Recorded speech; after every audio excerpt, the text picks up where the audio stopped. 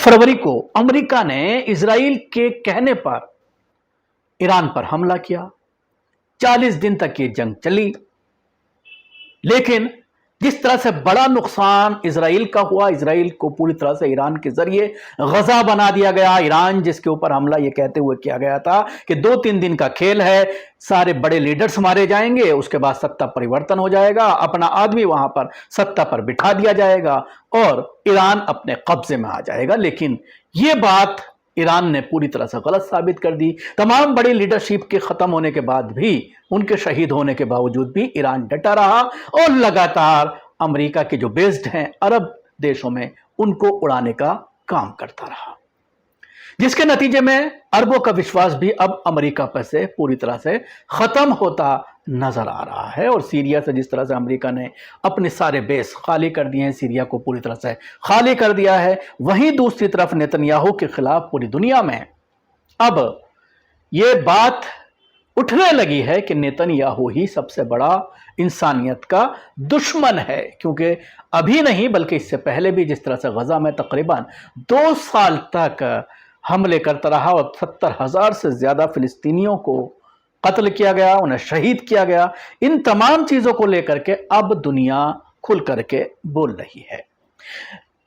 Trump के बार बार कहने के बावजूद यूरोपीय यूनियन के जो नेता हैं वो उनके साथ इस मामले पर खड़े नजर नहीं आए, चाहे वो जंग में साथ देने की बात हो या हुर्मुज को खोलने के लिए रणनीति बनाने की बात हो या हुर्मुज को खोलने के लिए तमाम देशों से फोर्सेस भेजने की अपील करना हो। तमाम मुद्दों पर ये देश जो है अमेरिका से कन्नी काटते हुए नजर आए। अब खुल करके ये बात सामने आ रही है कि स्पेन ने पूरी तरह से इजराइल के खिलाफ मोर्चा खोल दिया और ये कहा है कि हम अब किसी भी तरह का रिश्ता इजराइल के साथ नहीं रखेंगे। और उसके लिए वो एक यूरोपीय यूनियन के तमाम नेताओं से बात कर करके ये एक विश्वास बनाने की कोशिश कर रहे हैं कि तमाम लोग अब इजराइल से अपना रिश्ता खत्म कर दें। इजराइल की इस हिंसक नीति का पूरी दुनिया में विरोध हो रहा है। आलम यह है कि उसको अपने कई करीबी मित्र देशों से भारी विरोध का सामना करना पड़ रहा है,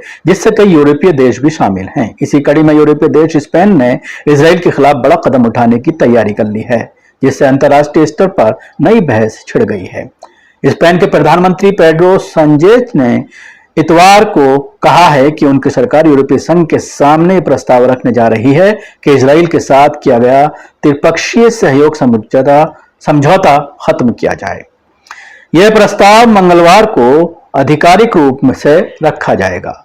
पेड्रो साnchez का आरोप है कि इजराइल अंतर्राष्ट्रीय कानून का पालन नहीं कर रहा है, खासकर गजा पट्टी में जारी जंग और पड़ोसी देश लेबनान पर हो रहे हमलों को लेकर गंभीर सवाल उठ रहे हैं। साnchez ने अपने भाषण में कहा है कि जो देश मानवाधिकारों अंतर्राष्ट्रीय नियमों का सम्मान नहीं करता उसे यूरोपीय संघ का साझेदार बने रहने का अधिकार नहीं मिलना चाहिए। उन्होंने ये भी कहा है कि ये बात बिल्कुल साफ है और इसमें किसी तरह की संशय की कोई गुंजाइश नहीं है।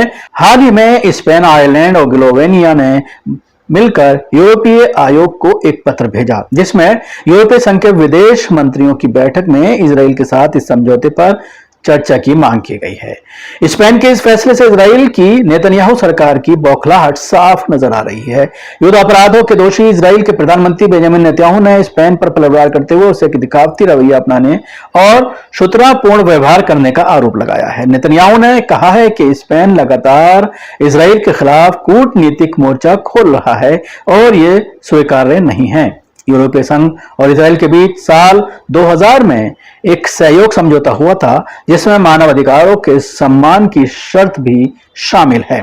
गजा जंग के दौरान उठी चिंताओं के बाद स्पेन और आयरलैंड ने साल 2024 में इस समझौते की समीक्षा की मांग सबसे पहले उठाई थी। इसी साल स्पेन के जरिए फिलिस्तीन को आजाद देश के रूप में औपचारिक मान्यता देने के फैसले से इजराइल में नाराजगी जताई थी। इसके बाद से स्पेन और इजराइल के ताल्लुकात और ज्यादा तनावपूर्ण हो गए हैं।